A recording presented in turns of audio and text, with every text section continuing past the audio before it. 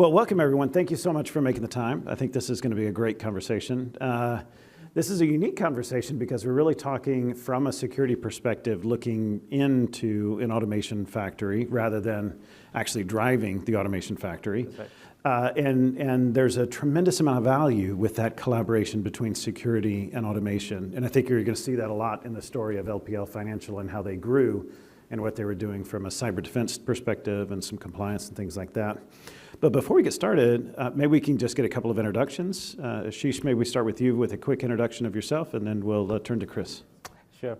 So, hello everybody. My name is Ashish Gupta. I'm Vice President in LPL Financial in the security operations team under information security. So the nature of my job is really around detecting and preventing threats for our company. Most of the stuff we have today, we are all mostly data center on-prem, but a lot of them are going to cloud as well. So both detection and prevention of threats in both on-prem as well as cloud. Right, a nice little hybrid Yes. setup you got there. Yeah. Okay, and then Chris? Great. First of all, thank you for coming, everyone. My name is Chris Smith. I'm SVP and President for what we call Next Gen Security. It does include Prisma Cloud, Cortex, and also SASE for PaloAlto Networks. Very happy to be here today. Also with a customer. Yeah, beautiful. Well, one of the first things that, as we were prepping for this, we talked a little bit about the difference between gating and guardrails, and I thought it was an interesting distinction that you drew there, especially as you started to engage with the automation team. Maybe we could start there by talking about where you see the difference between a gate and a guard. What's the difference between a gate and a guardrail, and why did you focus so much on guardrail? Yeah, so when I said gating, I really meant, typically it means that, okay, you want to promote your code from dev to a higher environment, and you are blocked because you didn't meet certain security criteria. That's what gating means here. Right? Mm-hmm. Guardrails, to me, is what you can do before so that you can prevent gating. Like you don't get to gating part, you don't block. Mm-hmm. So really what it comes to is how you can make it easier for people or developers or people in the company so that you don't get to that stage that your stuff will be blocked. Yep. So if you think about it, there are like really all the time, there are three things always. It's a people, process, and technology, yeah. Right? So first of all, how we can make use of technology. Today, the CTO of the company, the HashiCorp, I forgot his name, I'm sorry. So he made a very good distinction, right? Like how you can make use of technology. HashiCorp has a lot of tools, Prisma has a lot of tools to make it easier to give the empowerment to the people, right? You know, to how we can, when I say people, meaning the developers who are writing the code, right? Yep. Terraform code. So that part's technology. I think technology is easier than other two, which is people and processes, right? Yep. Then when it comes to people and processes, I think in my experience, what works is more education, mm-hmm. collaboration, yep. and really the empowerment. So what does it mean really? So education means really, okay, you're writing this code, and like what does it mean in terms of security? Right? Yep. How can effectively introduce security so that you don't spend up resource in the cloud which have security vulnerability in it. Absolutely, yeah. And collaboration is really looking at, okay, this is a finding. Okay, let's look at it together. And why do we think a security team is important for you to address it? Mm-hmm. Here's the evidence. This is the direct actual evidence of right. This could be a potential security vulnerability which can be exploited out in the wild. Mm-hmm.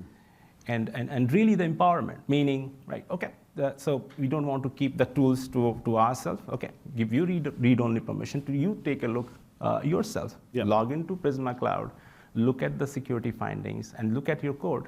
It directly pinpoints where the issue is so that yep. you can find out, okay, this alert which I'm getting from security operation, that actually originated from this line of code in my code which I wrote. Right. So I think when you solve for these, and this takes a long time, the people and process part of it, mm-hmm. And then you actually reduce the friction. And then when you reduce the friction, you decrease the probability of that gating part. Yes. If that makes sense. That does make sense. So the gating function is also, can certainly be an NPS problem for you. Like the more you're preventing people from getting their work done, the more frustrated they get with your team. But if you're providing the context and the education through what we were talking about as a guardrail, like as you go through, you get all this context for why we're making the suggestion and why you really need to address this. And by the way, this is being reported on, so we're aware of what's going on. All of that provides easier remediation for the developer to go ahead and take action and do it there when it's less costly than if they're out in production. I really certainly feel so. So before security operations, we were a very small team. So I used to manage traditional application security as well. So you're writing your web app. So we build a lot of web apps, right? Just like any other company here, right?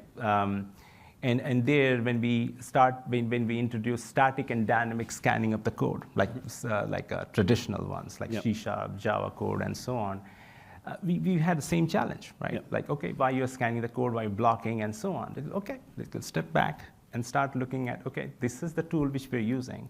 Let's start looking at your dev and then scan the code there, like do the dynamic scanning there. Okay, let's look at the findings there. Yes. And once developers, they realize that, okay, these are the actual findings. Developers are actually really, I heard people saying that developers are not like adverse to security, but developers are smart people. No developer, I have been a developer myself, and I don't want to be in a situation where, okay, this line of code of yours actually resulted leaking of data, like something like that. So once you provide the context and the evidence with the logic, I think they would understand. Absolutely. So same thing goes to the ISC securities. Nothing changes. To me, nothing changes. The same thing. So that's kind of how obviously what we want to do is assume positive intent. Like in a positive culture, you assume everybody's trying to do the right thing. Right. And all I need to do is equip them with the tools so that they can do the right thing and do it easily and efficiently. And so it sounds like those were your goals. Now, do you have something there? Yeah, I think there's an unsung hero here, and I think you're being very conservative in some of the great things that you've done. If you look at, there is still this invisible wall between DevOps and then cloud security in build and in production. Yeah. And so we talked earlier, Ashish, and the DevOps doesn't report up into you, which precludes a lot of people in your position from being able to shift left. It becomes a real challenge, but it's so critical to have everybody on the same proverbial song sheet so you can see the vulnerabilities and be able to, in production, show them this is the developer, this is the date, this is the line of code, and it really starts to shrink the mean time to repair. So exactly.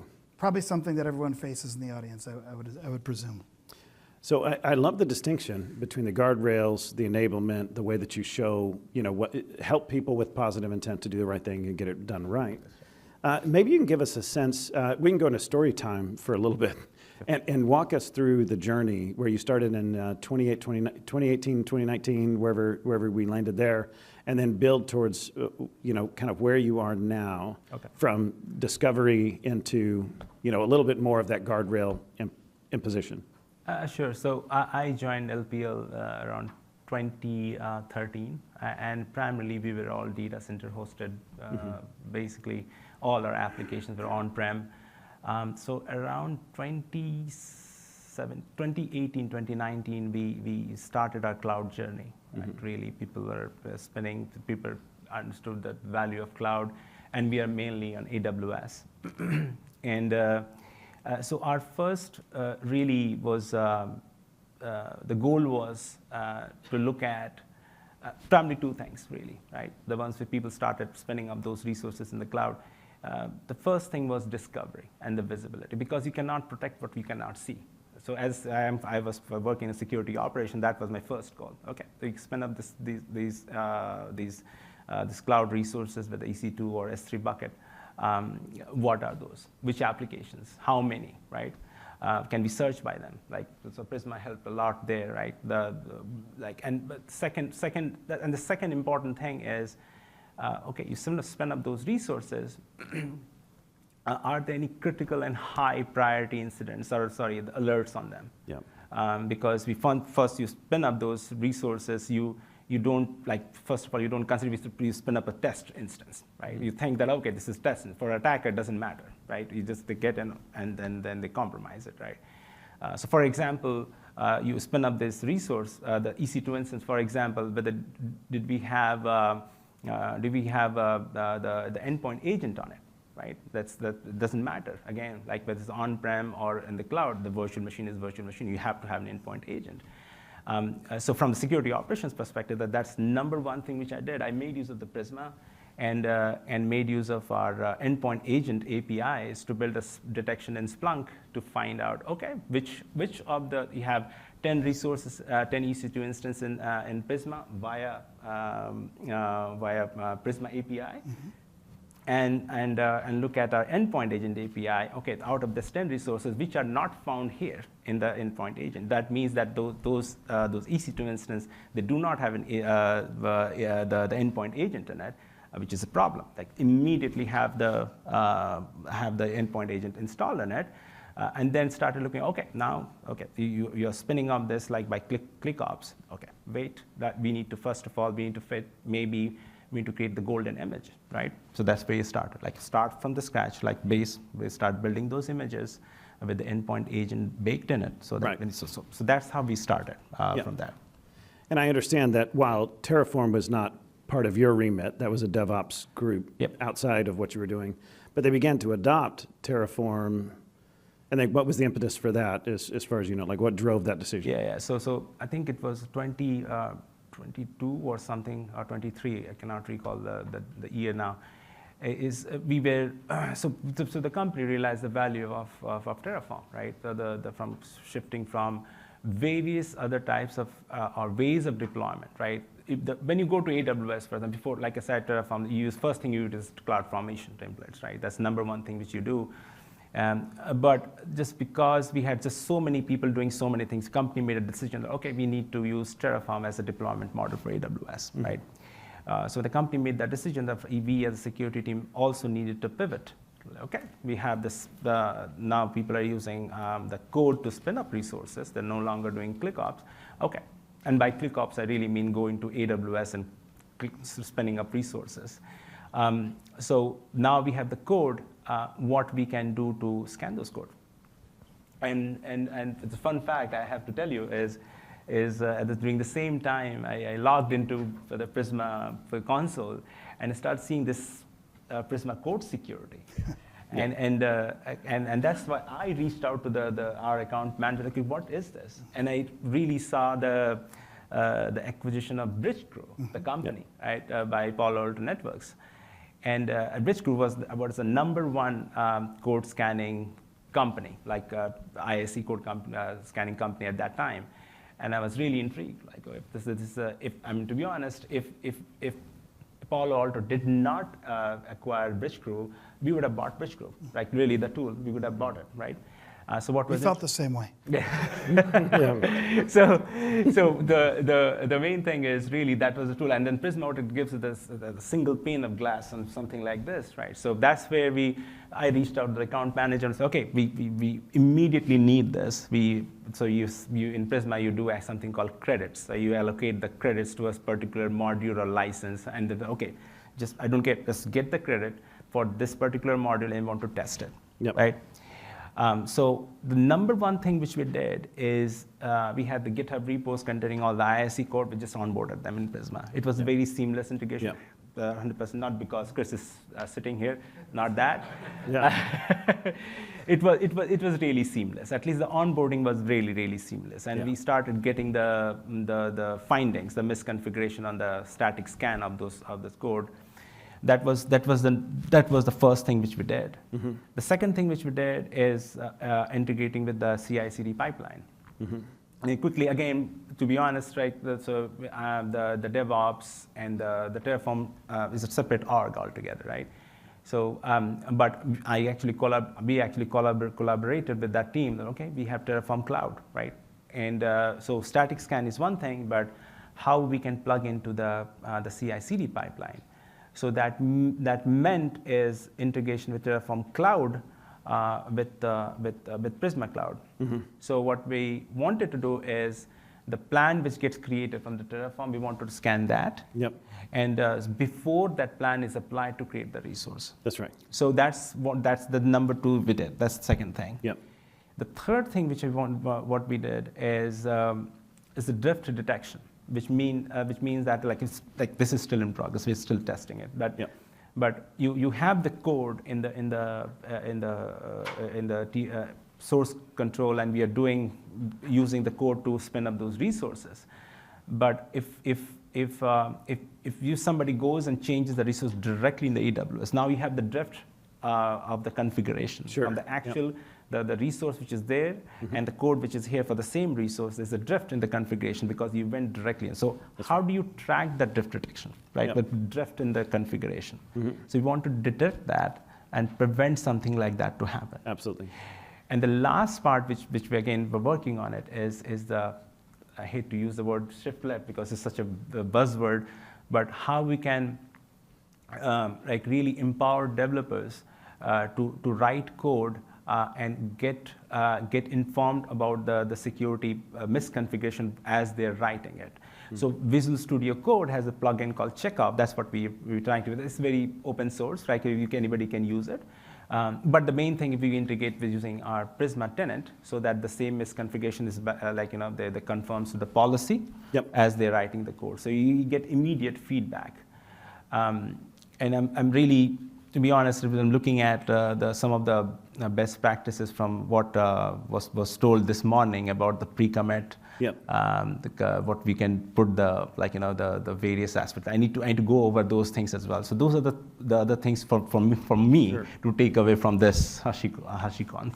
So those are the things which we did. That's awesome. Yeah. And not to pitch my own work, but we talked a little bit earlier about how we want to do. We don't want to trust the Terraform code any more than we trust any other code. We need to treat it like source. And what you're talking about here is we're scanning all of that source for vulnerability and making suggestions on how that HCL should have been written for Terraform so that it meet or exceeds whatever standard process and security posture you anticipate that module needs to meet. So you're aiding not just the developers. The run task integration with Prisma is helping them when they push their infrastructure through. They're getting all that context so they know how to tweak their environment where their ask was wrong. But also while you're writing, your source gets scanned by Prisma, and you get a bunch of helpful tips on how you should have written that HCL for a standard reusable module. That's really awesome. So you're trying to get even ahead of a developer using the Terraform modules. I want to get back all the way back to the inception of the module itself and make sure it's baked really, really well from the very beginning. And obviously that's the best place to catch, those early misconfigs. So I love that. And it gives you a lot of visibility, right, to everything that goes through the pipe. Yeah, the main thing is really what you do is in Terraform, as you know that, right, is you write modules so that you actually reuse those modules. So it's just like any other library, right? You write a library in forget about ISC code for a minute, and then you write any library, and if you take care of the security misconfiguration in that library, then people using that library is actually going to be much more. They all benefit. Yeah, benefit from. Right? Nobody else has to think about it. You fixed it way over here, and so nobody else has to think about it. Yeah, but if you think of the other side, as when you have something like Log4j, for example, which is used so worldwide, and now have one security misconfiguration there, and the whole world is impacted. The whole world is on fire for a little while. Well, did having the inventory make that easier to deal with for you? Because it was a couple of years after. If you were in 2019 when you were doing your inventory and scanning. So Log4j, I mean, just to set up the context, but for us is mainly around on-prem stuff, to be honest. So that's where we were main. I just gave the Log4j as an example, but Log4j is it was the applications using Log4j is mainly on-prem. So we need to remediate, just like any other company, right? Sure. And it sounds like you've set up a little bit of a continuous improvement cycle. So you kind of run through and you see less and less risk, hopefully, coming through the Terraform pipe, but you continuously inform. Yeah, so there's no question that so I'm from security operations side, and we started again from the CSPM perspective, right? Yes. What are the alerts we are getting on the right side, right, on the security operations? So if you think, if we are creating those resources using the code, right, The number of alerts on the right side is directly proportional to the security misconfiguration from the code you create on the left side. So it means that if you reduce the number of security misconfiguration as you're writing it, high chance that you're reducing the security alerts for the security operation. Right. That's how I think about it. So rather than having a vulnerability come out, remediating the vulnerability here, you think about going back to the first principle, remediating it here so nobody else experiences. Yes, no, that's ideal, and that's exactly what we're hoping for. Chris, maybe we can turn to you. Like, what do you think of this journey? Is this something that you've seen before? How does this? So I have, actually. I was at the donut wall, so I need to go run tonight. But I was at our donut wall earlier today. If you were there, it was great. And what I was hearing is that the market in general is moving away from point solutions to platforms. We too are there to make sure that that transformation happens and that we serve the market. But one of the reasons is because of what you're talking about. So if you look at the shift left, the build, and the run as three separate things, then you don't get context. So one of the ancillary benefits to what Ashish has put in place is that the developers now have a significant reduction in the amount of time a container is going to come back and they're going to be asked to reduce something because they have context, because they can see the policies in runtime, in build. And now when they're developing with that in mind. So they actually can control it. So the name of this session is Security or Speed, which is usually the paradox people are looking at. And it's like, yes, you get with Terraform an acceleration for dev, and you get an acceleration adding security on top, which is it's just not normal. Yeah, it's highly unusual. Now, have you seen this kind of a repeated pattern? Is this the pattern that you would take inventory in production and then work your way back towards DevOps? It's exactly the pattern I would take. It's also not the pattern that most of the market is taking, and I'll explain exactly what I mean. We recommend exactly what Ashish did. By the way, we only just met, so I didn't recommend this in 2019. Log4j happened in 2021. So everybody wanted vulnerability. Where are my containers? What are they speaking to? Do I have an issue? Am I compliant? All that good stuff. So that's really where the market started with visibility. Ironically, they actually shifted from the area of CSPM, which is another acronym, to CWP. So just stopping nefarious things from happening in production. And they backdoored into DevOps because the biggest challenge there is if I see something, I need to fix something. Where do I fix something? I go back to development. And if they didn't know the line of code, the developer, and the date that it was entered, they went empty-handed and further exacerbated the challenge between dev and security. You did exactly what we recommended. You started with visibility and you immediately shifted left.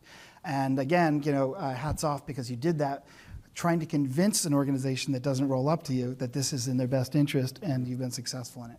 So is it repeatable? Absolutely. I'd love to see more people go this direction. I have to say that it's a journey, right? It's not, that's a kind of a North Star for us, right? Really, that's what we are striving for. But it's not an overnight thing. It is not. You really want to, but the goal is really, if you are going Terraform way and using IAC to spin up the resources, there's no question that reducing the risk there is going to benefit overall once the resources spun up here. Now, a couple of things that we had talked about before had to do with, what was the way, how do you measure the success? We've had a couple of sessions earlier where we were saying, how do I know that the changes I'm making are having the anticipated impact? And we talked a little bit about, I don't know, burn down, but is that? So even we started with even for the CSPM side, right? We really wanted to, very simple way of measuring it. The Prisma actually gives some really nice dashboards and all, but what we really wanted to do is see how quickly are we, first of all, like there is no question that if it is a critical or high vulnerability and it can be exploited from outside, that definitely needs to be taken care like immediately. But overall, from the burn down chart perspective, meaning how effective and efficiently we are reducing the number, right? And to be honest, to me is sometimes it's not also about reducing the numbers, like and that's how we differentiate between security and compliance, right? Is you'd see that okay, this particular thing is this particular alert is showing up again and again, yes. But probably, can we check whether they're mitigating control already on it, right? Yep. Is it really can be exploited? Okay, it is rated high, but can this be exploited externally? Is it like, you look at the context around the alert and see and decide the priority. Just not just based on the severity. There's a difference, right? There's the severity cannot always decide the priority of when you can take action. Sure. The severity need to take into account the context around it before you can prioritize to be like, okay, this can be addressed urgently or not urgently. So that's how we are looking at that, but we also we're looking at this aspect as well, so that we don't disrupt something. So that urgent and important things are addressed first before we actually jump to, okay, we need to just reduce numbers, if that makes sense. Yeah, no, it does. It absolutely does. And I assume that we'd also look at like making sure that we're not slowing down developers, that they're still getting their work done on time, and they're joyous in their experience. Yeah, because if you keep on disrupting, okay, you need to fix this because the number is high, if you know, like you know that it's not going to reduce the security posture, or it's not actually affecting the security posture, then why to waste somebody's time? Rather, I would work like ourselves. Like we need onus is on the security team to look at the things and prioritize things for them. So it actually matters. Yeah. Does it make sense? Absolutely, absolutely. Now, when you look back at your time, and I think I asked this of everybody that I talked to, like what would you have told yourself back in 2018, 2019 that you would have done differently if knowing what you know now, looking back? Yeah, so I wish, typically, ideally, what you would do is